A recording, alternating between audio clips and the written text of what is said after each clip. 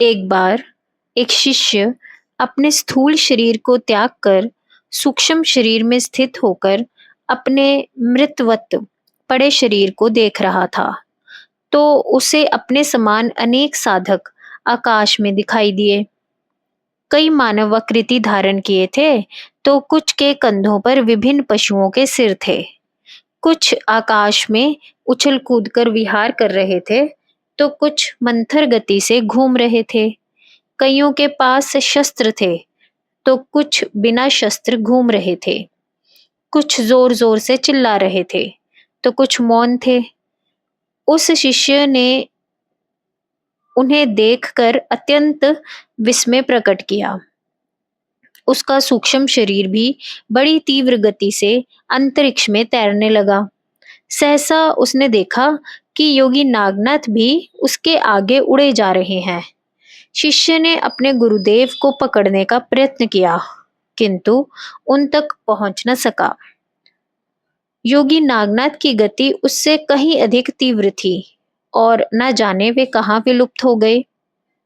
उसने एक व्यक्ति से पूछा, इतने सारे लोग आप कौन हैं? क्या आप लोग भी स्थूल शरीर का त्याग किए हुए हैं? दूसरे सूक्ष्म शरीर ने उत्तर दिया कि स्थूल शरीरों का त्याग कर के तो वे वह भी आए हैं, किंतु तुम्हारी तरह नहीं। तुम तो कुछ देर के लिए ही स्थूल देह का त्याग करके आए हो तथा शीघ्र वापस उसी शरीर में प्रवेश कर जाओगे, जबकि हम सदैव के लिए त्याग करके यहाँ पर आ गए हैं। हम जगत की दृष्टि से मरे हुए हैं। हमारे शरीर तो जलकर भस्म हो चुके हैं या जमीन के अंदर उसे कीड़े खा गए हैं। शिष्य, किंतु यहाँ तुम लोगों के साथ हमारे गुरुदेव भी उड़े जा रहे हैं। उत्तर, वह भी तुम्हारी तरह ही स्थूल देह अस्थायी रूप से त्याग कर यहाँ आए हैं। इतनी बात कहकर वह आगे उड़ने लगा। एक स्थान पर एक मृत देह पड़ा था। मृतक का सूक्ष्म शरीर स्थूल शरीर के पास खड़े होकर लोगों को रोते देख रहा था। शिष्य भी मृतक के सूक्ष्म शरीर के पास जाकर खड़ा हो गया तथा पूछा, क्या तुम मर गए हो? मृतक, लोग तो यही कहते हैं, किंतु मैं तो यहाँ खड़ा हूँ। मैं इतना ही जानता हूँ कि इस शरीर में कुछ दिन निवास किया था। वह जो बुढ़िया रो रही है, वह अपने आप को इस शरीर की माता मानती है। ये लोग नहीं रो रहे हैं, उनका मोह उन्हें रुला रहा है।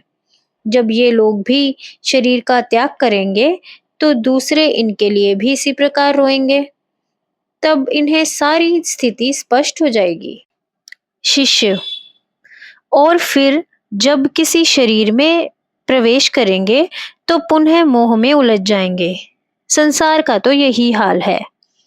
जब उस शरीर को शमशान घाट पर ले जाकर अग्नि के अर्पित किया गया, तो उसका शरीर बड़े जोर से हंसा। आज हमारा घर जल रहा है, एक दिन सभी के घर इसी तरह जलकर राख हो जाएंगे। शिष्य जब अपने स्थूल शरीर में लौटा, तो उठकर सबसे पहले गुरुदेव की कुटिया की ओर भागा। जाकर देखा तो योगी नागनाथ जी उस समय अपने आसन पर ध्यान मगन बैठे थे। योगी जी निरंतर कई दिनों तक उसी अवस्था में बने रहे।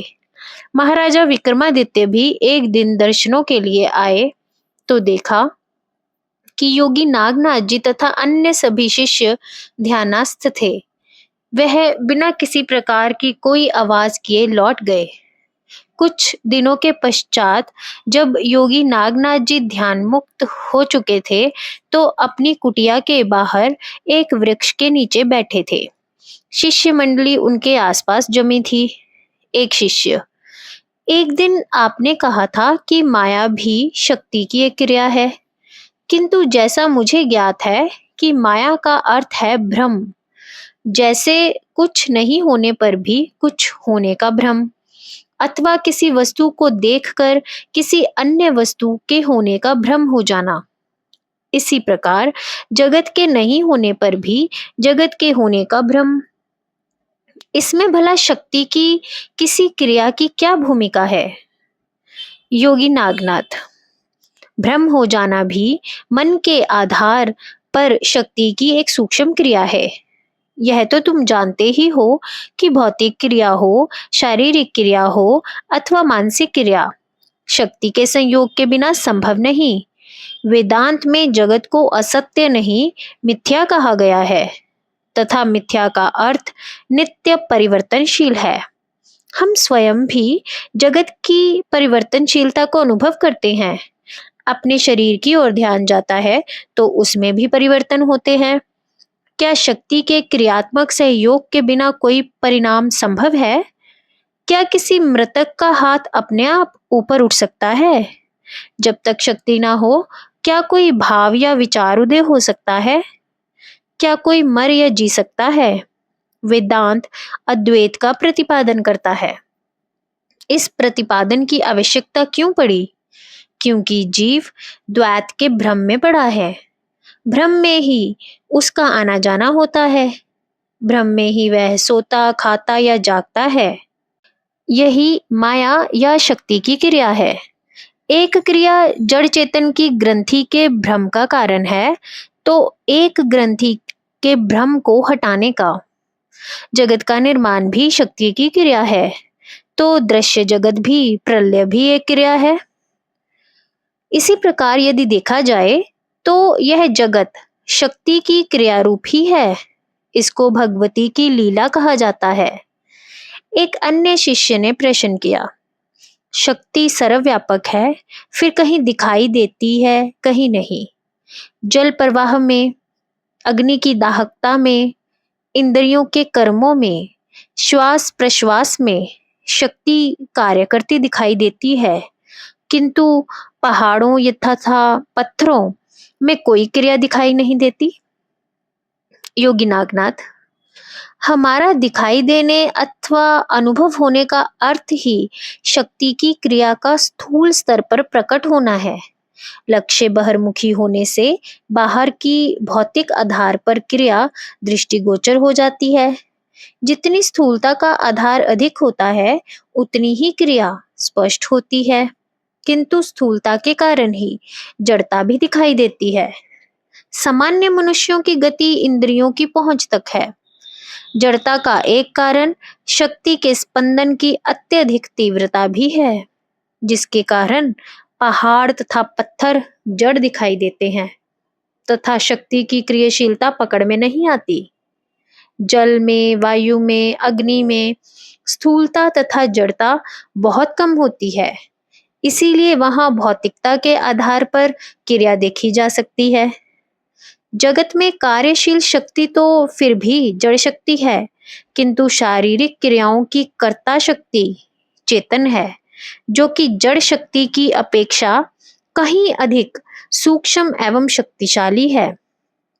अतः उसकी क्रिया भौतिक शरीर पर भी अनुभव की जा सकती है, किंतु जीव की जितनी सूक्ष्मता तक गति होती है, उतनी ही सूक्ष्मता तक वह क्रिया को अनुभव कर सकता है।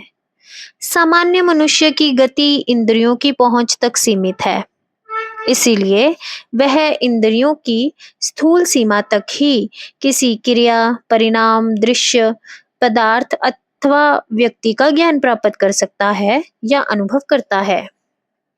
उत्कृष्ट साधक मन की आंतरिक सूक्ष्म चेष्टाओं से भी अवगत होते हैं। इसीलिए शक्ति सर्वव्यापक होते हुए भी कहीं उसकी क्रिया प्रकट है तो कहीं अप्रकट। अप्रकट क्रियाओं को जनसाधारण तो पकड़ नहीं पाते, जबकि अप्रकट क्रियाओं तक केवल उच्च साधकों की ही गति होती है, वह भी उसी सीमा तक जहां तक उनकी पहुंच हो। मैंने कहा, योगी नागनाथ जी तो इस प्रकार बात कर रहे हैं जैसे कोई वैज्ञानिक बोल रहा हो। उस समय तक विज्ञान का इतना विकास तो नहीं था। महाराज श्री, यह तुम्हें किसने कह दिया कि योगी नागनाथ जी वैज्ञानिक नहीं थे? हाँ, उस समय इतने बड़े बड़े यंत्र एवं प्रयोगशालाएं नहीं थी, तथा ना ही उनकी कोई आवश्यकता थी। वे अपने साधन के द्वारा ही स्थूल तथा सूक्ष्म स्तरों का ज्ञान प्राप्त करते थे। साधन अनु से लेकर ब्रह्म तक का अनुभवात्मक ज्ञान प्राप्त कराने में सक्षम हैं। साधन से इन सबको प्राप्त किया जा सकता है। इनके द्वारा भौतिकता का ज्ञान आज के भौतिक विज्ञान के साथ मेल खाता है। वह ऐसे सूक्ष्म स्तरों का भी वर्णन करता है जो अभी तक आधुनिक विज्ञान की परिधि से बाहर है। प्राचीन योगियों ने शक्ति के अत्यंत सूक्ष्म एवं गुह्य स्तरों के अनुभव साधन के द्वारा प्राप्त किए हैं। जब शक्ति शिव में प्रकट एवं कार्यशील अवस्था में रहती है, तब उसका स्पंदन, आंदोलन अथवा क्रिया निरंतर चला ही करती है। जब शक्ति शिव में विलीन हो जाती है, तब उसका स्पंदन विराम पाता है। जगत का प्रत्येक परिणाम, क्रिया या घटना शक्ति के स्पंदन के ही आश्रित है। एक शिष्य ने शंका उपस्थित की, जब जगत की प्रत्येक क्रिया, चाहे वह प्राकृतिक घटना हो अथवा किसी जीव द्वारा किया गया कर्म, सब शक्ति की ही क्रिया है, तो फिर मनुष्य के कर्म की क्या महत्ता रह जाती है। योगी नागनाथ, शक्ति की जिस भी क्रिया में मनुष्य अपना अहम मिला देता है, वह क्रिया कर्म का रूप ग्रहण कर लेती है तथा वह कर्म मनुष्य के प्रारब्ध के खाते में लिखा जाता है। मनुष्य कर्म का कर्ता नहीं होने पर भी कर्ता बन जाता है और दृष्टा भाव से गिर जाता है। यदि विचार किया जाए तो सभी मनुष्य अभिमान तथा दंभ के गहन वन में भटक रहे हैं, जो शक्तिहीन होकर भी परम शक्तिशाली होने का स्वांग रचते हैं। तब मनुष्य के अहम भाव का स्तर अभिमान तथा कर्ता भाव तक नीचे उतर आता है। वह कर्मों एवं जगत में आसक्त होकर काल चक्र में घूमता रहता है।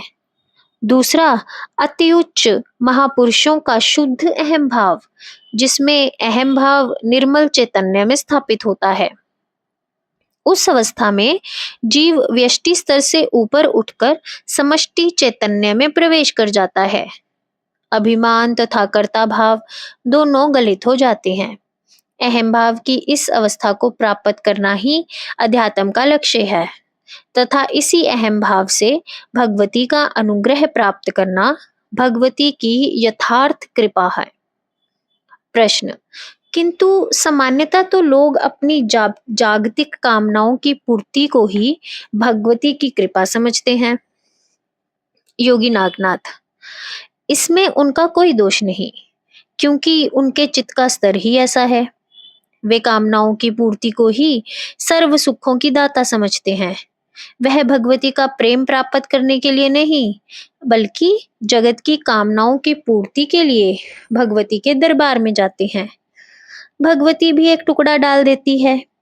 चित्त स्थिति के अनुरूप ही कोई कल्पना कर सकता है, किंतु जगत की कोई भी कामना पूर्ति शाश्वत सुख प्रदान नहीं कर सकती। महाराज श्री उठकर चलने के लिए तैयार हो गए थे। आश्रम से और भक्त शिष्य भी आकर मंडली में सम्मिलित हो गए।